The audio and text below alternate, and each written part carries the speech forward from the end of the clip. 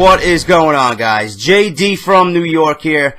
WWE Off the Script, episode number 5. News and rumors for your week ending March 23rd, 2014.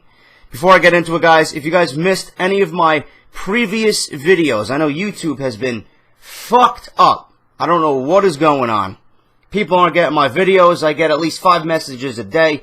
JD, I did not see this video in my sub box. I did not see Monday Night Raw review in my sub box. I didn't see news and rumors in my sub box. I don't know what's going on. So this is why I'm here to tell you, those who may be watching this now, this week, and you missed last week, those who have been keeping up to date on my videos, whatever, this goes out to everybody. If you missed any of my videos, I always post the week's previous videos in the description down below. I don't put any of that shit down there for the good of my health, okay? It's for you guys to reference if you missed any of my older stuff. If you missed news and rumors for week ending March 16, 2014, off the script number 4, link is down below. If you missed my most in-depth Monday Night Raw review ever, link is down below for previous Monday Night Raw. Actually, this week's Monday Night Raw. That just happened. So if you guys missed any of that stuff, links are down below. Now, as far as news and rumors this week for the 23rd, it's been a slow week, but I do have some important information on Sting. Finally, news on Sting. Is he coming to the WWE? Did he sign the contract, or is he still in limbo? I also got news on Daniel Bryan, where he's headed into WrestleMania. News on if he's going to be winning the WWE Championship and what's been going around the WWE locker room. I got news on the undercard for WrestleMania.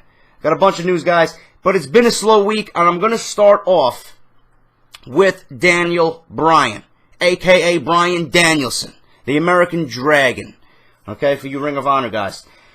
The dirt sheets have been reporting the wedding between Bryan Danielson, a.k.a. Daniel Bryan, and Brianna Garcia Colasi, a.k.a. Brie Bella, is scheduled to take place on April 11th, 2014, which is just 5 days removed from WrestleMania 30.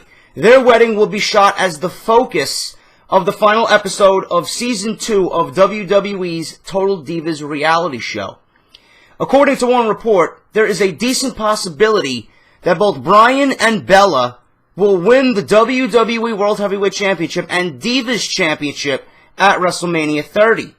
The general consensus is that there's no great reason not to, considering many expect Bryan to win the title anyway, and since the Divas title doesn't really have any connection in terms of drawing money. It might as well be used as a prop, to say the least, to tell a good story, according to one source. While their wedding will be the focus of the end of the season for Total Divas, there has been no talk within WWE of this actually happening. That's not to say Bryan won't win the title, but reports of him and Brie both winning titles for the season finale is completely false.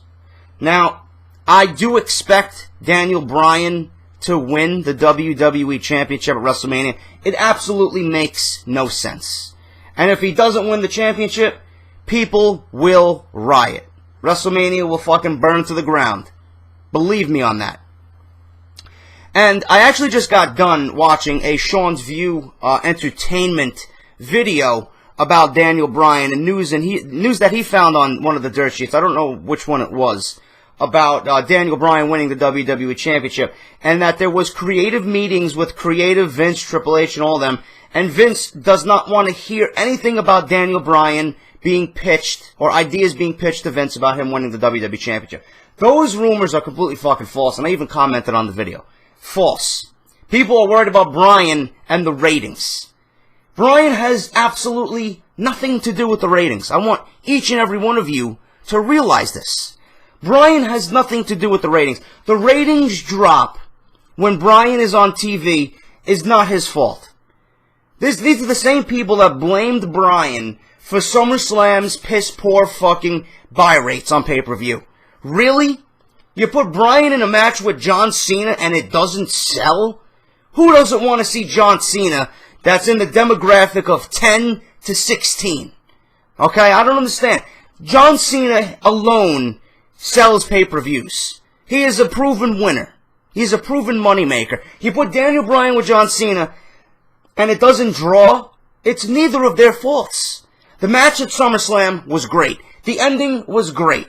It had everything we wanted. It had the intrigue. It had the fucking suspense. It had the screw job that made you want to tune into Monday Night Raw following the pay-per-view. Bryan has nothing to do with the ratings. The ratings boil down to piss-poor booking, WWE creative booking a 3-hour program that 2.5 hours are absolutely fucking meaningless. And you want to blame it on Daniel Bryan? If you're going to blame it on Daniel Bryan, blame it on Batista, blame it on Randy Orton, blame it on Stephanie McMahon, blame it on Triple H himself. Because Daniel Bryan has been put into every scenario possible with all 4 guys that I just mentioned. Every fucking one of them. Stephanie, Triple H, Batista, and Randy Orton. If you're going to blame Bryan, blame the other ones. They're just as much to blame if you're going to go around pointing fingers. Bryan has nothing to do with the ratings drop. Bryan should be the WWE champion. Bryan will be the WWE championship. Be the WWE champion. He will win the championship. Because Vince likes to end WrestleMania on a high note. Vince likes to end WrestleMania on a happy note. Okay? That's it. This all leads to Daniel Bryan's moment of glory. If he doesn't, it just fucks up the entire storyline. And everything we're seeing on TV right now will be absolutely fucking meaningless. Plain and simple. It's the truth. So Bryan and the ratings, it's not his fault. It's WWE's fault of their own. More than likely, it's just a piss-poor booking. People don't want to see these fucking cheesy fucking storylines, the god-awful shows that they put on Monday Night Raw. They just put on shit that people just don't want to invest their time in. That's all it is. That's all it is. So Daniel Bryan, don't blame him on the ratings. Blame everybody else because he's just doing what he needs to do. He's going out there, taking orders and doing what they want him to do. Plain and simple. CM Punk is another one. Ratings dropped, when CM Punk was champion, and he wasn't to blame for that either. They were booking him poorly. It all goes back to fucking how creative is coming up with shit for TV. Blame them. Don't blame the guys in the ring, because Bryan is working his ass off. Punk worked his ass off. What more do you want these guys to do? They're only working with what they're given. Plain and simple. Sting. I know you guys have been asking me about Sting. JD, when's Sting coming? JD, any news on Sting? I got news on Sting. Okay? It's been a while since I have reported Sting to WWE. Okay? And any news or rumors regarding Sting. Now there is talk that Sting has already agreed to a deal with the WWE and may do some sort of surprise debut at WrestleMania 30. The most recent plans for Sting, if he does indeed sign with the WWE, are to use him to build up for WrestleMania 31 in a match, which will take place in Sting's hometown state of California in 2015. There are also people within WWE who believe that Sting has just signed a deal with the WWE and will be debuting the night of WrestleMania. At the same time, there are those people who deny that report. That's all I have on that. I have nothing else, but if you want my opinion, all I'm going to say about Sting is this. I want him in. I want him against The Undertaker next year. I want to see it happen at WrestleMania. And I do believe Sting is signed to the WWE. All those reports that I said about WWE downplaying this and it's not important, this is fucking Sting we're talking about. Everything regarding Sting coming to the WWE should be a major priority. This is not some fucking jobber. This is one of the all-time greats. The last piece to the puzzle of the remaining WCW guys who is still active. I think the WWE did sign Sting. I think the WWE is downplaying these rumors. They don't want the cat out of the bag. They don't want anything anything ruined surprise-wise for WrestleMania. I do believe Sting is signed to the WWE. Us as fans are just going to have to be patient and find out when he's actually going to be debuting on WWE TV. There is currently talk that the Andre the Giant Memorial Battle Royal may become an annual WrestleMania tradition. The winner will be presented with an Andre the Giant trophy and will carry it around for a year before defending it at the next WrestleMania. This news comes after rumors earlier in the week suggesting that the match may be moved to the WrestleMania 30 pre-show.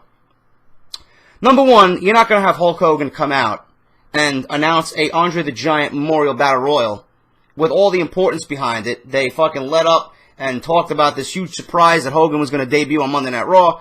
This was the idea.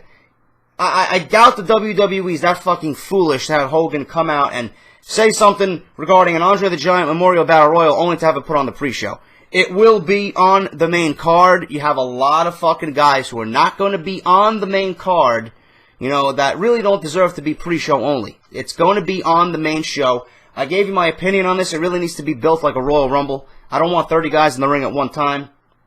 And the Andre the Giant Memorial Battle Royal, even though it is a decent idea, even though I would much rather see a Money in the Bank, I know you all want to see Money in the Bank, this is the next best thing to get everyone on the card. I understand that, but you gotta boil this down to fucking WWE being lazy. This is a cheap way out for them to get everyone a payday at WrestleMania. To get everyone on the card who they don't have any fucking idea for WrestleMania. That's the only thing that's going to hinder this Battle Royal from being special. You're going to have all the guys who have not been appearing on TV. You're going to have all the guys that aren't in storylines right now in that Battle Royal just to fucking fill the ring. That's all it is. It's lazy booking, and I will have more on that because right before WrestleMania, I'm going to do a Behind the Mic special WrestleMania preview and prediction, so look out for that. I will talk more about the Andre the Giant Memorial Battle Royal and who I think is going to win on Behind the Mic WrestleMania preview and predictions.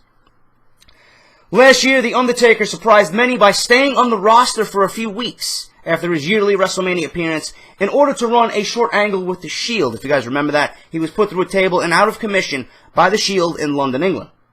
This year, there is talk that The Undertaker could once again, health permitting, hang around for a bit after WrestleMania 30 in order to run an angle with some up-and-coming younger superstars. This year, assuming he survives what is sure to be a stiff bout with Brock Lesnar, and remains injury-free, it is being said that The Undertaker could cross paths with Bray Wyatt and the Wyatt family to put them over before going out on his yearly hiatus. That would be fucking phenomenal.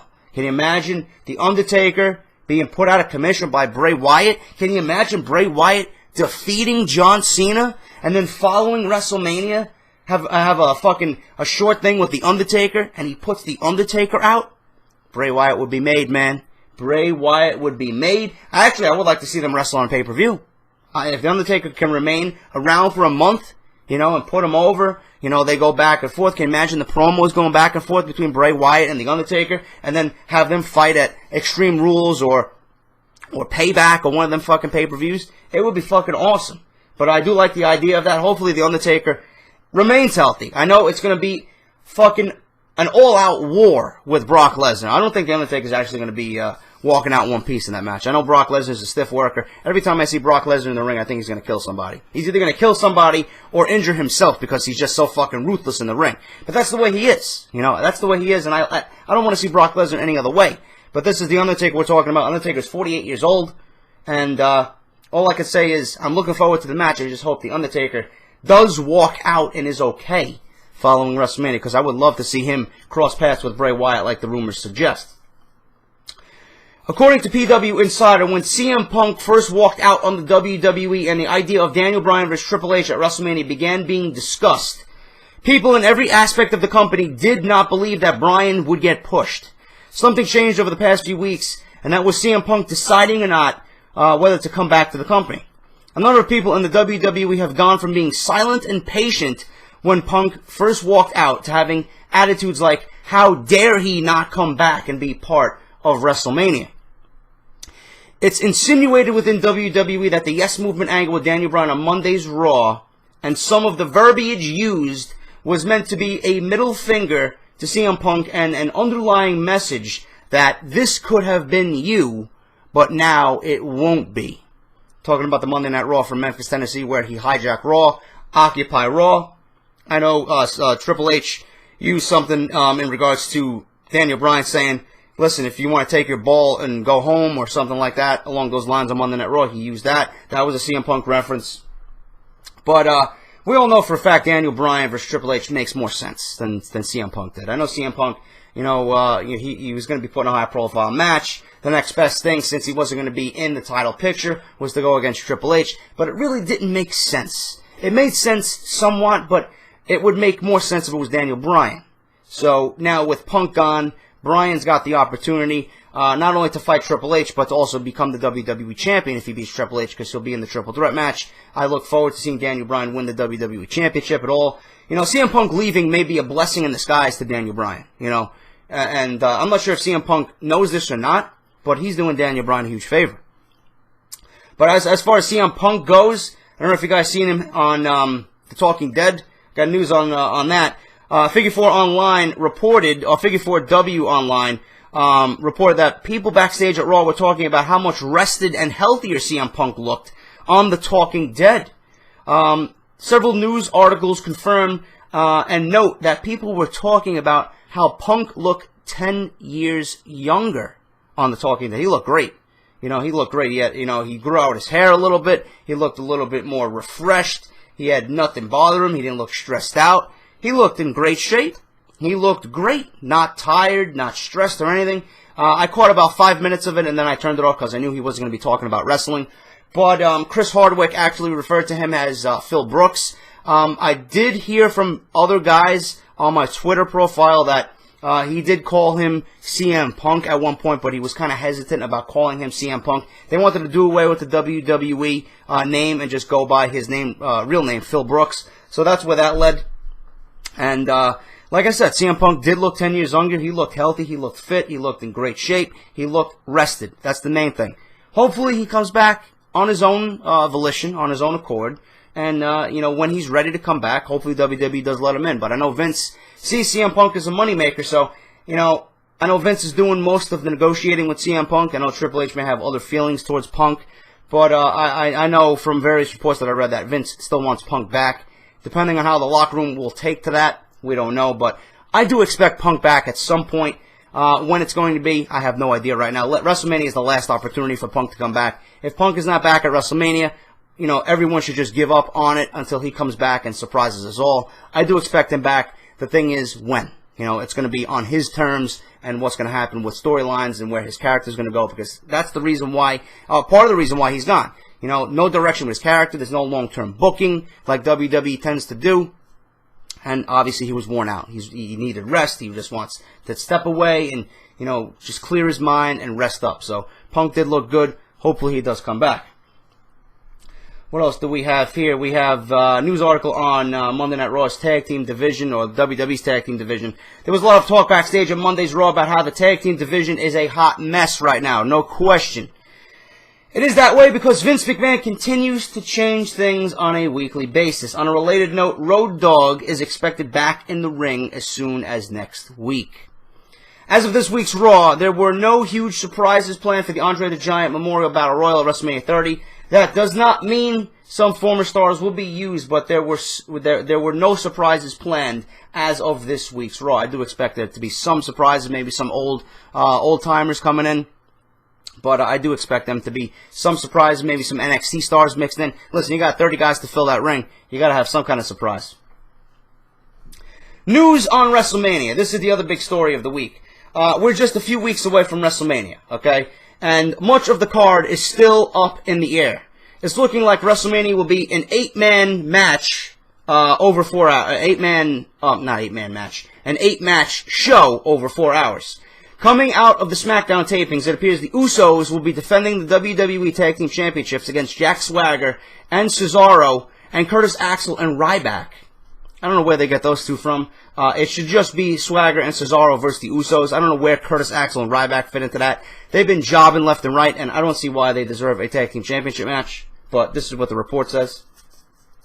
This would mean that Axel and Ryback are removed from the Andre the Giant Battle Royal, making it 12 spots that are now open. At one point, based on a German TV promo that aired, Cesaro was scheduled for the Battle Royal, but that doesn't appear to be the case now. Also on the schedule is a six-man tag match with Seth Rollins, Roman Reigns, and Dean Ambrose taking on Kane and the New Age Outlaws. Now, we know, based on what we're seeing on TV, that Kane is going to be working with the Shield. I had thought that the Wyatt family, Eric Rowan and Luke Harper, were going to be teaming up with Kane to take on the Shield. That would have made more sense. But according to reports, the tag team plans for WrestleMania have gone back and forth this year, but it said that the New Age Outlaws wanted to work with the Shield before the team breaks up, so the card was slightly changed. Now, I know Justin LaBar on WrestleZone.com has stated, and he said he has rumors, or has heard rumors, or he has an exclusive saying that the Ascension is going to be teaming up with Kane at WrestleMania to take on Seth Rollins, Roman Reigns, and Dean Ambrose. I would like that. That would spice up the card a little bit, but you're going to have to introduce them as of next week, on Monday Night Raw. You got 2 weeks left to WrestleMania. The Ascension is cutting it really fucking short right now if they're going to introduce them on WWE TV, the team with Kane going against the Shield. That would be a phenomenal match. To see the Ascension given their first WrestleMania moment to go against the Shield, that would be off the fucking charts epic. New Age Outlaws, I'm not too thrilled about teaming with Kane because it just doesn't make any sense to me. Or because the Outlaws want to work with the Shield doesn't necessarily mean it makes sense for storyline purposes. If anything, put Luke Harper and Eric Rowan in the match. If you're not going to use the Ascension. But the New Age Outlaws right now really don't make any sense. And all because they wanted to work with the Shield really doesn't mean that it has to happen. You're just obliging and you're just giving something to people that really don't deserve it again. What about the Outlaws and their tag team championship match? Aren't they supposed to get a tag team championship rematch? If you're going to make the tag titles a three-way, take out Curtis Axel and Ryback, put them in the Andre the Giant Memorial Battle Royal, and just put the New Age Outlaws against Swagger and Cesaro and the Usos. Doesn't that make more sense? I don't understand WWE's logic here. So the New Age Outlaws want to work with the Shield before the team breaks up, so the card was slightly changed. At this point, the Battle Royal will have Big E, Big Show, The Miz, Sheamus, Titus O'Neil, Del Rio, Mysterio, Kingston, Fandango, Mark Henry, Damian Sandow, Cody Rhodes, and Goldust, Ziggler, Christian, Heath Slater, Jinder Mahal, and Drew McIntyre. As of last week, Eric Rowan and Luke Harper were scheduled to work with the Shield, but that's likely changed with the new six-man match mentioned above.